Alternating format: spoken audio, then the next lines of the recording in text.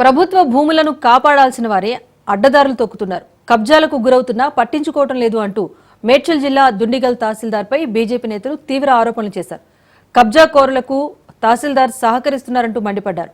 అధికారాన్ని అడ్డం పెట్టుకుని కుత్బుల్లాపూర్ ఎమ్మెల్యే వివేకానంద, ఎమ్మెల్సీ శంభుపూర్ రాజు 20 కుంటల భూమిని కబ్జా చేశారని మండిపడ్డారు. కాంగ్రెస్, బీఆర్ఎస్ నేతలతో తహసీల్దార్ కుమ్మక్కయ్యారంటూ ఆరోపించారు సతీష్.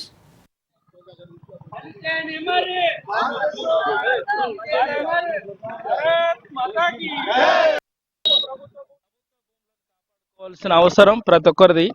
ముఖ్యంగా రెవెన్యూ అధికారులకి ప్రభుత్వ భూముల కస్టోడియన్ మరి ఆ బాధ్యత మరిచి ఈరోజు దుండిగల్ ఎంఆర్ఓ ఎవరైతే ఉన్నారో ప్రస్తుత ఎంఆర్ఓ గత సంవత్సర కాలంలో దుండిగల్ ప్రాంతంలో దాదాపు 12 సర్వే నెంబర్ల నందు మేజర్గా కబ్జాలు గతంలో జరుగుతున్నాయి.